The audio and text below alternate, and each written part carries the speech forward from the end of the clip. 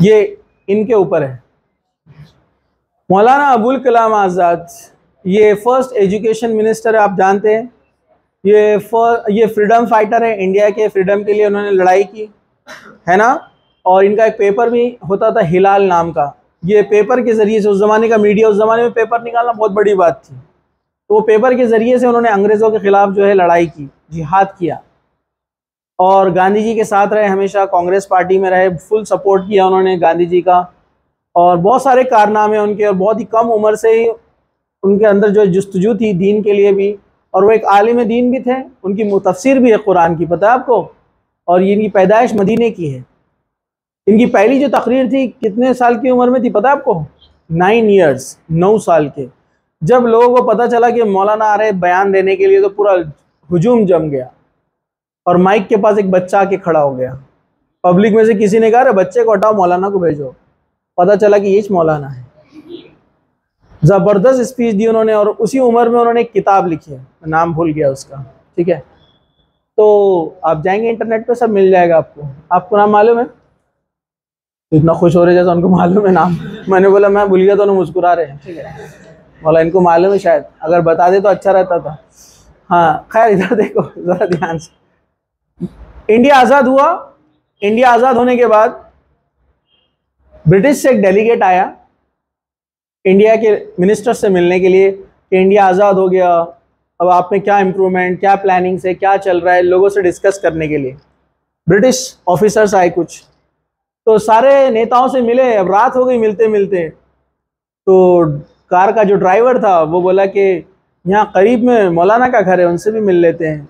अंग्रेज़ बोले कि अभी तो रात का इतना टाइम हो गया है, सो गए होंगे मौलाना। कहा कि नहीं, मौलाना थोड़ा जागते हैं, बोले पढ़ा कुछ लिखते हैं, पढ़ते हैं बोले रात में। तो अंग्रेज़ बोले चलो मुलाकात कर लेंगे।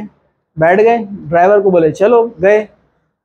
ड्राइवर ने उनको मिलाया, जाकर मुलाकात की। तो अंग्रेज़ ऑफिसर दूसरी बातें करने के बजाय पहली सवाल ये किया कि मौलाना आपके साथी तो सारे सो गए हैं, जितने लीडर्स हैं, आप जाग रहे हैं।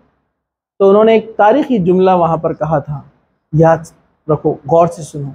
उन्होंने एक हिस्टोरिकल स्टेटमेंट वहाँ पर कहा था।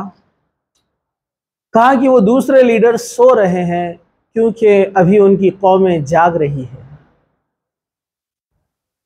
मैं जाग रहा हूं इसलिए कि अभी मेरी कौम सो रही है।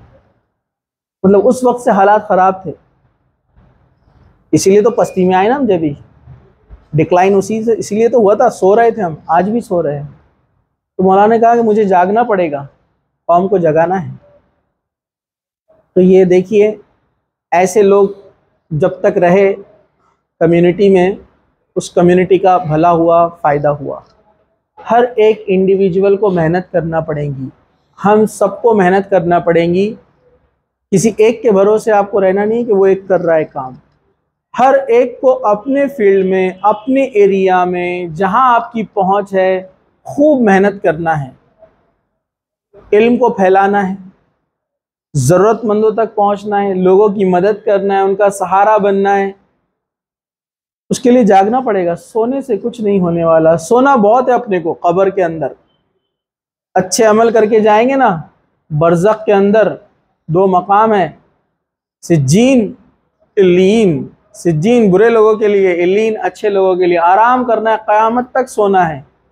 अभी मेहनत करना है, अच्छे काम करना है, सोशल वर्क करना है, दीन को फैलाना है, पढ़ाई लिखाई को, लोगों की खिदमत में, लोगों की मदद में अपनी ज़िंदगी ऐसे ही लगाना है। और दीन के लिए तो करना ही है।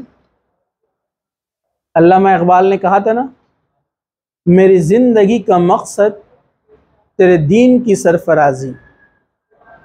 मेरी ज़िंदगी का मकसद तेरे दीन की सरफराजी, इसीलिए मैं मुसलमान, इसीलिए मैं नमाजी। समझा क्या? तो मुसलमान हैं आप, नमाजी है आप, इसलिए कि आप उसको, दीन को सरफराज करेंगे, पहलाएंगे, बुलंदी पे लेके जाएंगे। सोने के लिए हम नहीं आए हैं, समझा? नींद ज़रूरी है, आराम ज़रूरी है, उसका एक वक्त है, उतना सोना चाहिए। ठीक है, चलिए। तो ये अपना आज का मैसेज